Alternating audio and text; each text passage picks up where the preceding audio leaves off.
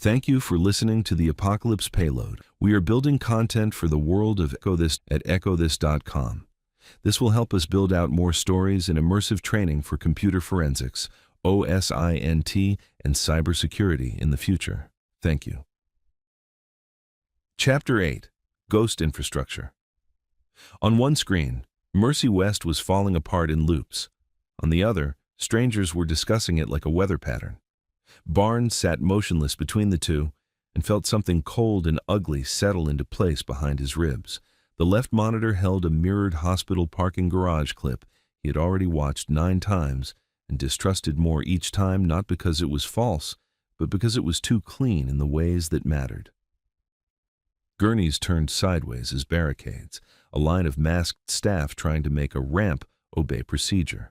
One intake gown moving too fast and too wrong, then the break, one body striking another, one orderly folding over the hood of a county sedan, one human line collapsing from system into animal in less time than a decent lie could survive first contact with a witness.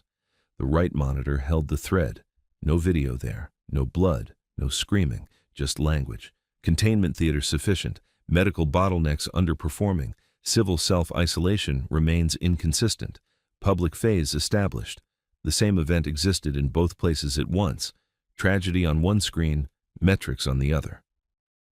That was the moment Barnes stopped thinking of himself as a witness to collapse and started thinking of himself as a man sitting inside an experiment he had not agreed to join. The safe house hummed around him in a weaker voice than it had that morning. The overhead light above the supply shelf flickered once, held, then dimmed into a sour yellow wash that made the room look jaundiced. The inverter beneath the desk whined softly, a tired insect sound. Somewhere in the building above them, something electronic reset with a click, then another, then silence. Rain had eased outside, but the block had not improved with the weather. It rarely did. Ed stood near the basement door with the rifle at low ready and his mask sealed properly now, not because the air in the room had changed, but because the world outside had. He was looking at the door, not the monitors. That was the difference between them. Barnes watched systems. Ed watched what systems did to rooms. "The city sounds angrier," Ed said. Barnes didn't look away from the screens. "That is not encouraging. It wasn't meant to be." Outside, a siren rose and cut off too fast. Another took its place from farther west. Then came the sharper noise underneath both. Not surprise anymore, not the chaotic burst of a city catching up to horror, but rage, raw-throated, prolonged, exhausted rage, more shouting than sirens now. Fewer official sounds in proportion to the human ones. That ratio bothered Barnes more than the clips did, because sirens failing meant somebody had run out of vehicles, staff, routes, or faith. He took a screenshot of the thread and then another with raw page source preserved in Hunchley because his own rules still mattered, and rules were what remained when everything else became anecdote. On the left monitor, he froze the hospital clip at the exact moment the first barricade line broke. On the right, he enlarged the last 4 posts. Then, he built a timing table. He did not trust intuition when timestamps would testify. Observed collapse/mirrored discussion. Mercy West lower ramp breach. 151209. Local scanner fragment references south parking loss.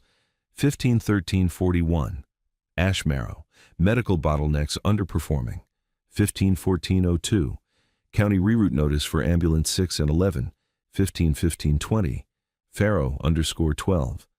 Triage diversion created useful density. 151603. Neighborhood board. Mercy parking gone. 151844. Sable glass. Civil self-isolation remains inconsistent. 151910. Federal relay copy reposted to city channel. 152031. Null harvest. Containment theater sufficient. 152102. He stared at the sequence until it became indecent. Ed came closer. "You got the face." "I have several faces. This one says numbers hurt you." Barnes pointed at the table. They are reacting too fast to public events. They should not be able to narrate in this tone unless they are either observing directly or being fed by someone very close to direct observation. Ed bent over the desk. He never tried to love Barnes' work. He just tried to identify the part of it that could get them killed. Too fast how? Not just fast, structured. Barnes tapped the times one by one. The parking breach posts before neighborhood chatter stabilizes. The triage density comment lands after the ambulance diversion, but before civilians begin repeating it widely. Containment theater appears while city channels are still redistributing the alert, like that alert hasn't already failed in practice. Ed read the lines again. They know too much. Yes. That new. No. Barnes saved the table to the active case folder. Provable is new. That mattered. Barnes had suspected the threat operators were watching the outbreak. He had felt it in the cadence and the smug clinical phrasing and the old procurement echoes that made malware language smell like a freezer room. But suspicion was atmospheric. Proof had corners. He dragged the latest captures into Maltego, disconnected the non-essential internet interfaces, and started rebuilding the correlation graph from local data only. Cached threads, archived emergency feeds, saved scanner logs, hospital screenshots, volunteer board scrapes, deleted public notices recovered from browser history, and residual page objects. If the internet wanted to become myth, fine. Barnes would interrogate its corpse from disk. The graph expanded across the screen in branching gray lines and red-tagged events. Mercy West collapse, St. Anselm intake overflow, South Mercy byte exposure chatter, West Block barricade thread, transit station closure, deleted police advisory, cold chain root fragment, ash marrow, Pharaoh _12, null harvest, cairnfold. That last one still bothered him. It had appeared only briefly earlier in the day. Secondary relay unstable. Migrate if needed. And if the rest of the thread had been outbreak observation, that line was infrastructure management, not a spectator, an operator. He searched the old offline note archive again and got the same hit he'd already hated once. Cairnfold, on a half-dead procurement board months earlier, asking about stabilizing temperature variance during transit between urban control points. Urban control points. Back then, it had read like a lab coat trying to use logistics slang. Now it read like root language from a distributed field program. He copied the old post beside the new one and built another note. Alias, continuity, cairnfold, prior presence in biostorage/transport chatter, current presence in active outbreak observation thread. Secondary relay phrasing implies planned fallback architecture, not a forum tourist, part of system hygiene. Ed was still watching the graph. What changes if you prove they're observing? Barnes typed without looking up. Interpretively or tactically? Ed's expression behind the mask said he'd murder either answer if it got too academic. Tactically, Barnes said, it means the event is not just spreading, it's being read, adjusted for, and possibly exploited while it spreads, which means every video, every rumor burst, every public correction, every false explanation is not just noise. It's terrain. That's interpretive. It also means, Barnes continued, because he enjoyed living dangerously. If someone is collecting local collapse data in real time, then places like hospitals, triage corridors, transit cutoffs, and apartment blocks are not just outbreak zones. They're observation zones. Ed let that sit. And us, he said. Barnes didn't answer. Ed waited. Barnes hated waiting used correctly. And us, he admitted. There it was. Small. Simple. More frightening than the hospital footage, because it pointed inward. He turned the right-hand screen into a split view, thread cache on one side, deleted public posts on the other.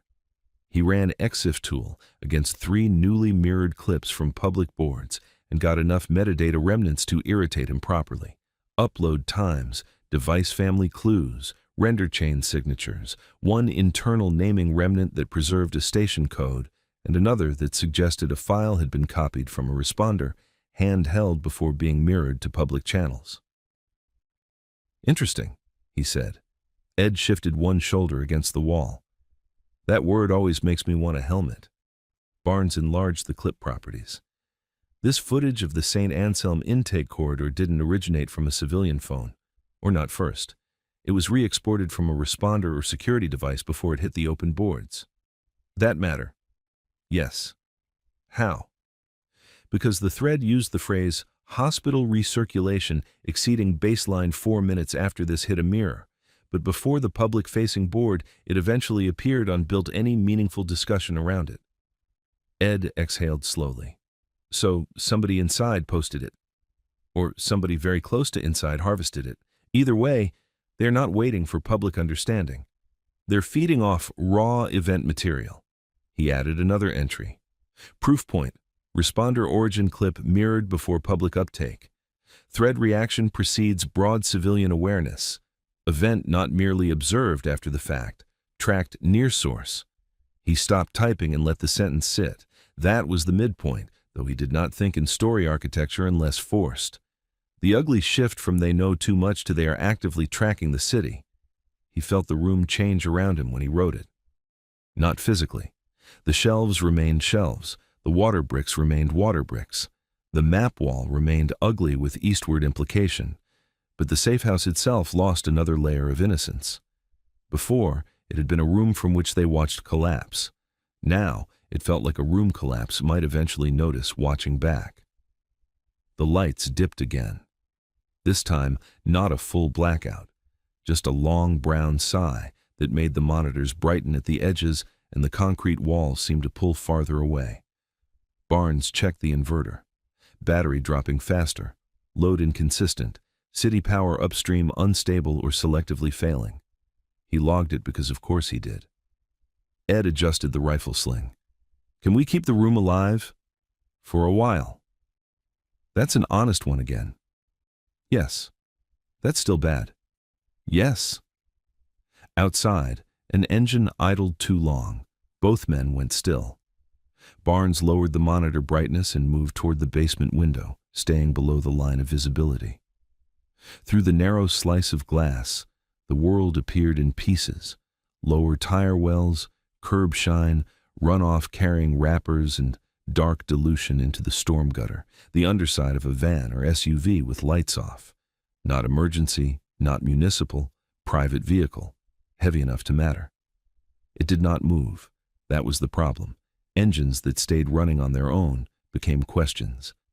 Ed came beside him, not looking through the glass, looking at Barnes. "What?" "Dark SUV or van, no visible markings, lights off, engine running." "How long?" "Long enough to be rude." They listened, no doors opening, no footsteps, just the engine sitting there in the rain dark like a held thought. Barnes felt his scalp tighten. Could be nothing. Somebody hiding from the block, somebody waiting for family, somebody stalled by fear, somebody choosing a curb to panic beside. Cities still produced innocent patterns, even at the edge of failure. But this block had become stingy with innocence. Ed said quietly, "Back from the window." Barnes obeyed without argument, which was how Ed knew he was actually frightened. They watched the hallway feed. Empty corridor, water stain, fluorescent hum. The far end where shadow collected in a way that now felt less atmospheric and more administrative. Then, movement. Not a body. Light. A low beam passed once across the far wall and caught the lip of the basement stairwell before sliding away. Barnes whispered, "There." The light returned, shorter, tighter. Someone not wanting to advertise themselves to the whole corridor. Someone checking, not passing. Then gone. Abnormal hallway traffic. Corridor probe. Building resident testing doors. Maybe all three. Barnes documented the time before his pulse finished catching up. Interior exposure beat. Dark vehicle idling outside safe house block with lights off. Hallway flashlight sweep repeated near basement stairwell. No direct contact yet. Building interest elevated. Ed was already moving. He didn't panic. He rearranged. Desk light off. One shelf lamp angled away from the door. Go bags moved closer. Mask filter checked. Secondary handgun placed within easy reach of the chair, where Barnes still sat pretending he was only doing analysis. "If they know we're stocked," Ed said, "that changes." Barnes looked at the shelves, then at the bags, then at the line on the map that still pulled east through the city like a splinter under the skin. "Not yet," he said. "Didn't ask when, asked if." "Yes." That answer seemed to satisfy Ed more than Barnes liked. He went back to the workstation and started pulling deleted public traces from the local browser artifact cache. One city police post about responding under surge conditions, removed. One hospital warning about avoiding physical grappling with symptomatic individuals, revised. One apartment board moderation notice replacing the phrase "dead not staying down" with unverified panic language. Barnes recovered all three and put them beside the thread phrasing: public corrections, private observation, civilian rumor, live collapse footage. They were not separate ecosystems anymore. They were one operational body in different costumes. He built a new synthesis node. Outbreak as information weapon. Physical spread creates raw event material. Institutions lag, revise and soften. Civilians amplify, distort, barricade, improvise. Observer network measures confusion and adapts language. Fear is not byproduct. Fear is environment. He stared at the last line. There it was. The emotional recoil point. Not just that people were dying, biting, getting back up, overrunning intake systems, and turning apartment buildings into little countries with exclusion policies. But that fear itself had been made useful.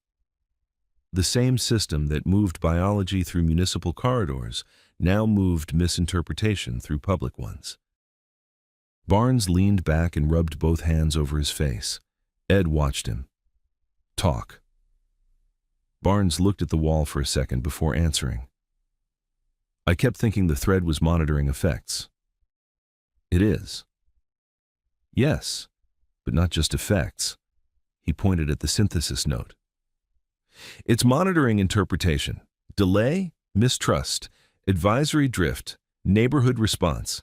They didn't just build for bodies, they built for explanation failure." Ed's eyes moved from the note to the map. Meaning. Meaning, the outbreak and the panic are not parallel problems. Barnes swallowed. They are parts of the same payload environment.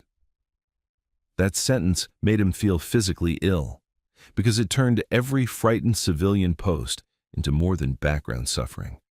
It made rumor another layer of delivery, not in the comic book sense, in the civic sense. Slow hospitals, contradictory alerts, building barricades, families self-transporting the wrong people, neighbors refusing doors, responders clipping footage, private observers turning it all into performance language. The city was now both infected and interpreted to death. Ed remained silent long enough for it to count as respect. Then, "So what changes in this room?" There it was again, Ed refusing to let abstraction enjoy itself. Barnes looked around. Filtered air. 2 live drives with mirrored evidence. 1 dim primary monitor. 1 dying secondary. Hallway feed still up. Rear utility exit still possible. Front basement stair still possible until it wasn't. Dark vehicle outside. Flashlight in corridor. "The room becomes less anonymous," he said, "and our information becomes cargo." Ed nodded once. "Better." "That is not better." "It is if you've accepted reality." Barnes hated how often Ed used reality like a blunt object and how rarely he missed. The scanner burst to life again with a clipped fragment. "West Side Communications intermittent, substation fire not contained. Medical priority withdrawn from sector." Cut. Barnes marked the West Side power degradation on the map, then opened the cached neighborhood boards from their own district. The last intact scrape before Lev updates died showed 4 posts worth keeping and hating. Generator out in B block, no water pressure on 4th. They're in the laundry room, West Mercy dark. The last line sat beside the hospital cluster overlay, like a nail being driven through geography. Hospitals overwhelmed, then hospitals compromised, then hospitals dark. The city was accelerating from crisis into archaeology. He added another note. Infrastructure collapse no longer secondary to outbreak, now co-evolving with it. Say that in English, Ed said. Everything useful is breaking at the same speed as everything human. That's worse. Yes. On the main screen, the tour service tried to reload and failed. Retry, failed again. Then partly loaded bare text on a white page with no styling, no icons, no pretense of stability. A new line appeared before the page broke for good. Cairnfold, secondary relay, unstable. Migrate if needed. Barnes captured it in 4 different ways before the page shed itself again. There it was, proof of network resilience under stress. Backup pathways, planned fallback, not a forum thread, but an organism with redundant arteries. They expected infrastructure damage too, he murmured. Ed looked over. That a guess. No, that's architecture. He opened the historical note on Cairnfold again and placed the old procurement phrasing beside the live post. Transit between urban control points, secondary relay unstable. Migrate if needed, different surface, same discipline. The outbreak was biological. Its observation network was distributed. Its informational effects were not incidental. And the people measuring it had planned for degraded transport, physical and digital both.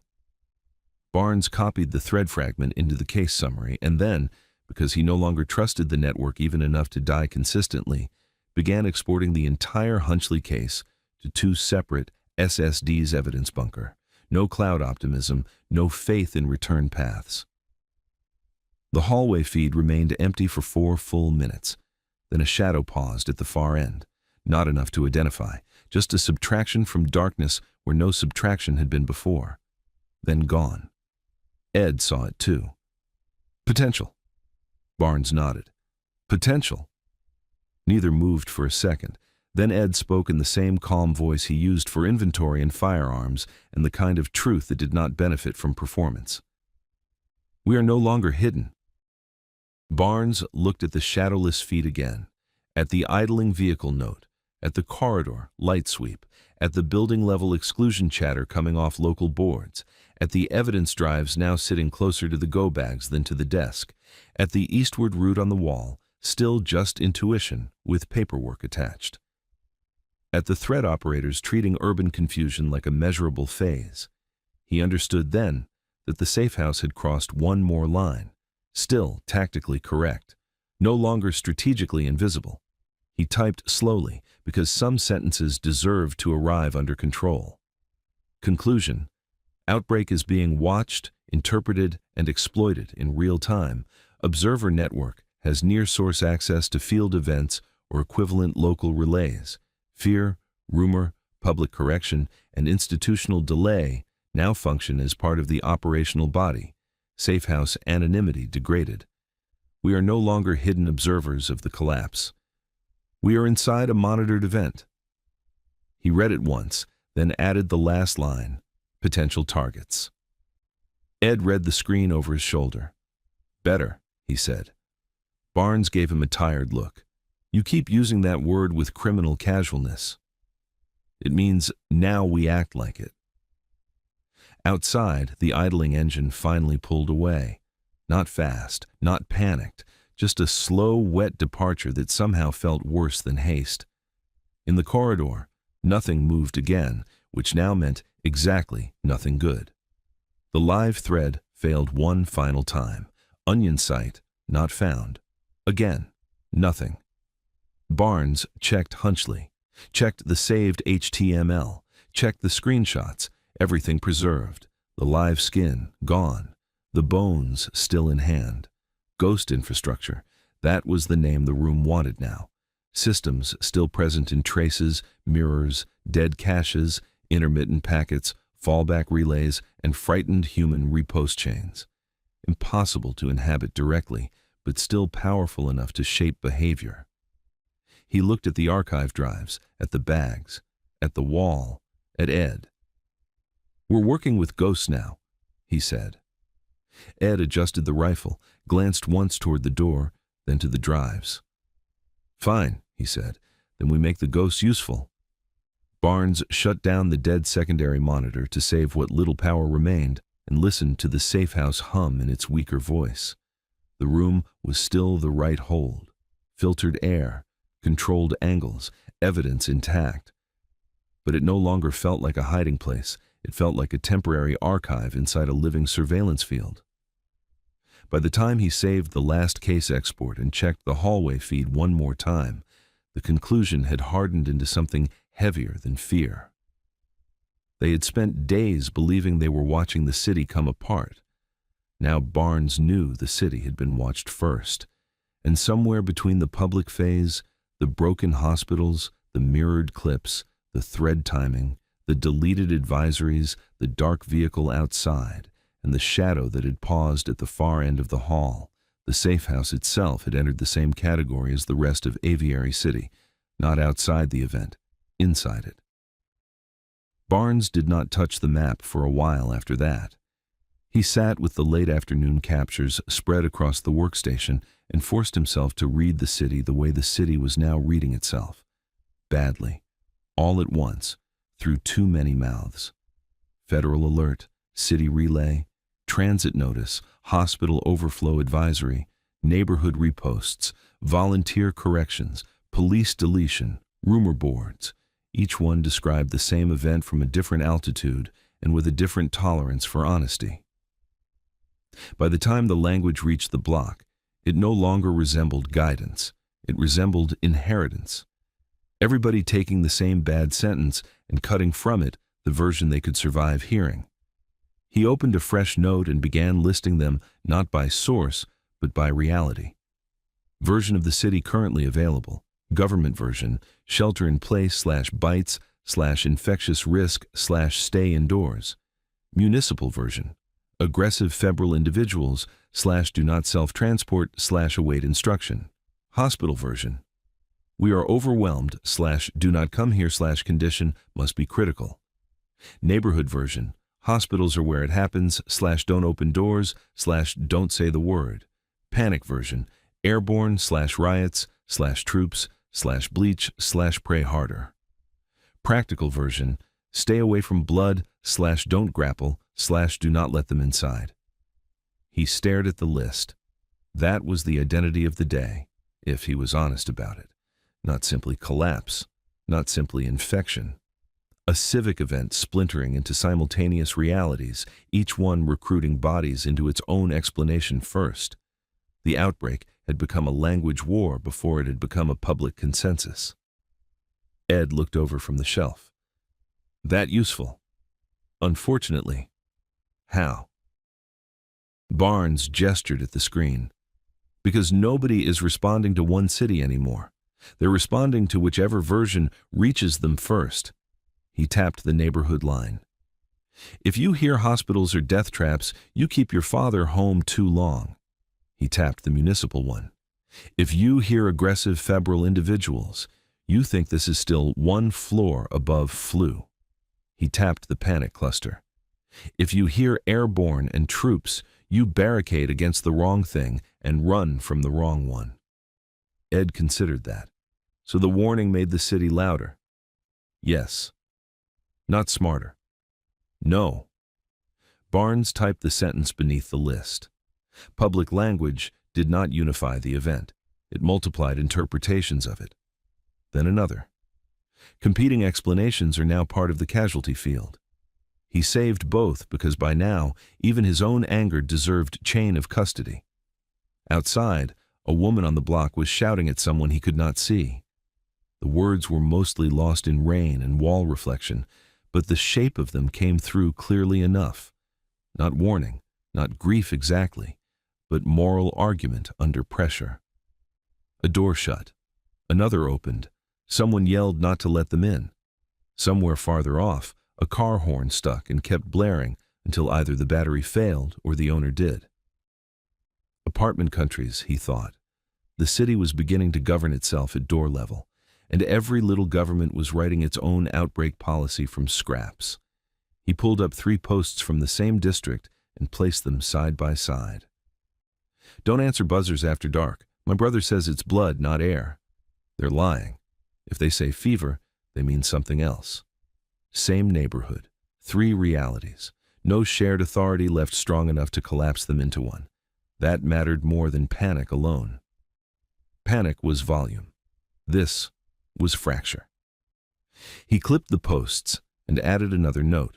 Message fragmentation, now faster than official correction.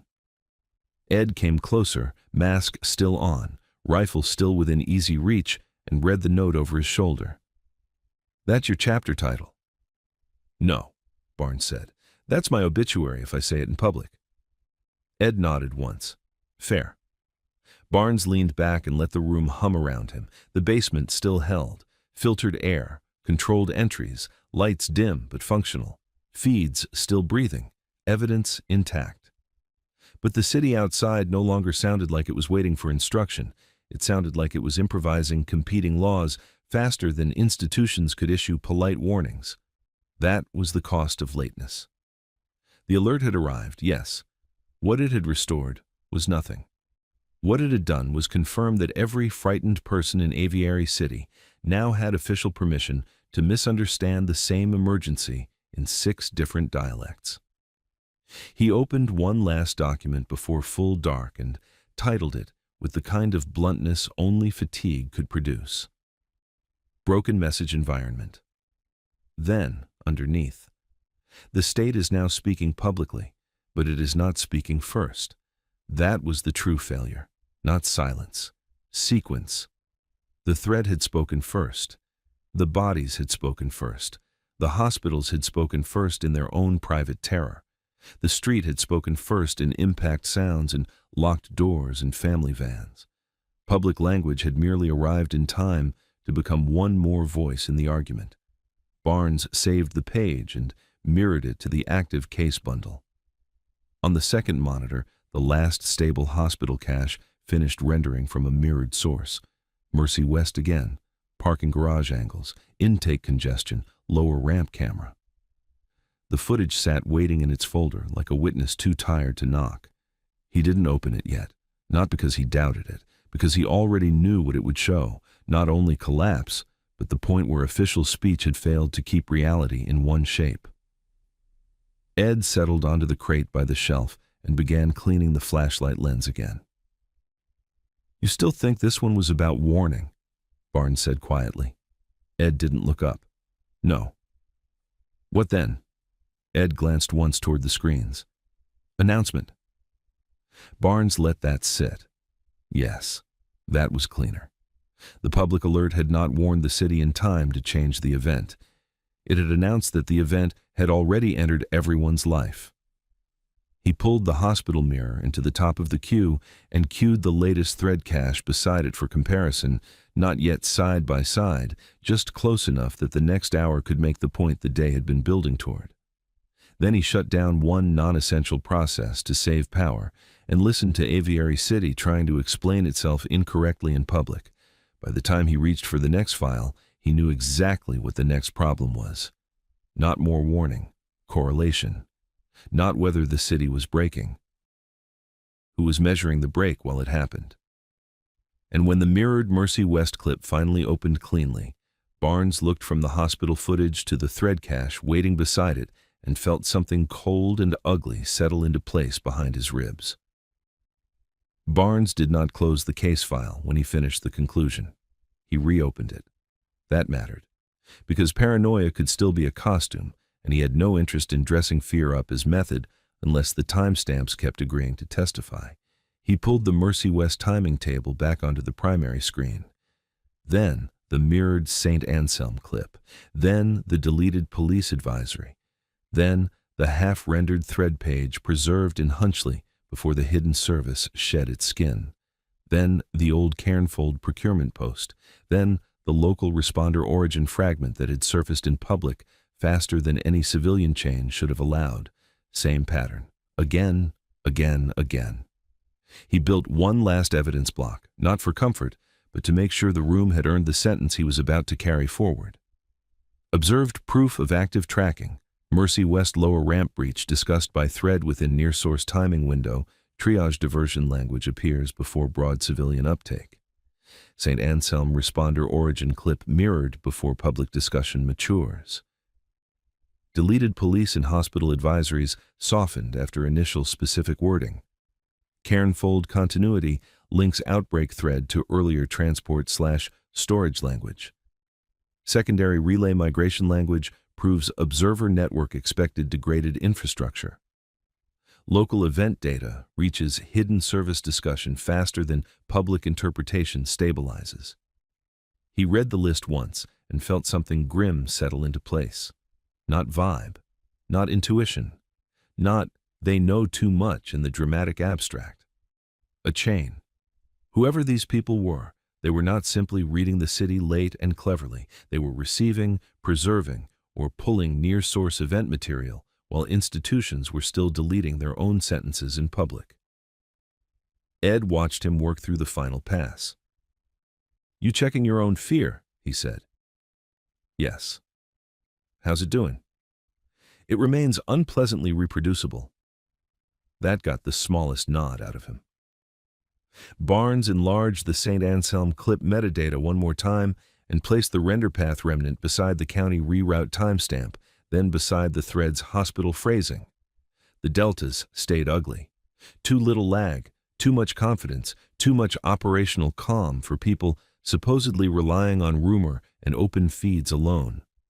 Then he opened the browser artifact cache and placed the deleted city police post, avoid direct physical grappling, beside the later abstract replacement, report emergencies when safe. Beside that, the apartment board moderation change, dead not staying down, scrubbed into unverified panic language. Beside that, the thread's own confidence in response lag and public misclassification. The city corrected downward, the thread interpreted upward. That was the machine. He typed beneath the evidence block. The observer network is not merely reading collapse, it is reading institutional edits, public confusion, and field material inside the same timing window. Ed came closer and looked at the line. "That enough for you?" Barnes stared at it. "Yes," he said. "It's enough to stop calling this broad paranoia and start calling it hostile situational awareness." "Better." "No," Barnes said. "Just more prosecutable." Outside, a shopping cart rattled over broken pavement and stopped abruptly.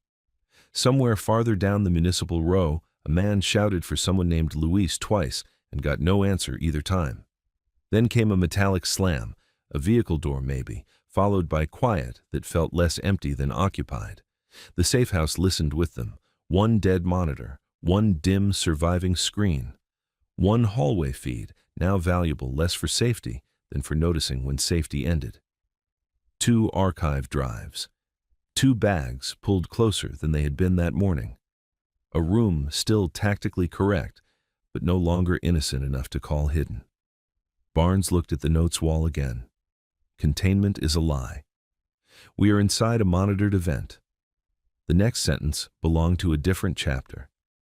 Not because the evidence of observation had run out, because evidence, once proven, had consequences that stopped being abstract. If someone was watching near-source collapse in real time, and if the city was already thinning into zones where power, supplies, med access, and ordered behavior remained visible, then the question was no longer just who was measuring the event. It was who else had learned what still held value inside it. He turned back to the desk and opened the local board cache from their district one more time. The newest preserved fragments were not about hospitals, not about language, not about advisories. They were about batteries, oxygen, doors, side entrances, people checking parked cars, generator teams, med van hits, fuel. The city was beginning to speak another dialect now, not diagnosis, scarcity. Barnes saved the board, mirrored it, and built a final bridge note in the case file. Next threat field. Observation has made the city legible to hostile actors. Infrastructure weakness is now visible. Remaining competence and supplies are becoming targets. Future risk is not only infected movement. Future risk includes people learning how to hunt continuity. Ed read that too. Now you're there, he said. Barnes rubbed at the ache behind his eyes. I was hoping to arrive later. That's not really how this city works. No, Barnes said. It really isn't. The hallway feed stayed empty. The corridor remained just corridor. But Barnes no longer trusted emptiness as a neutral condition. Too much of the day had taught him otherwise. Empty channels, empty boards before repost surges, empty pauses before revised language, empty streets before vehicle passes, empty hidden service page before relay migration. Emptiness was simply where the next proof waited to become expensive. He saved the full case export one last time and shut the lid on the CSI unit halfway, not closing it fully, just enough to break the glow and leave the machine ready. Then he said, more to the room than to Ed, they were tracking the city before the city understood itself. Ed adjusted the rifle strap. And now? Barnes looked at the shelves, the bags, the dim light, the window, the note about the idling vehicle, the corridor beam, the building level exclusions beginning to harden outside. And now, he said, everybody else is starting to notice what still works. That was the handoff. Not more observation, the cost of being observable. A minute later, the scanner cracked alive with a report of stolen oxygen and armed civilian interference.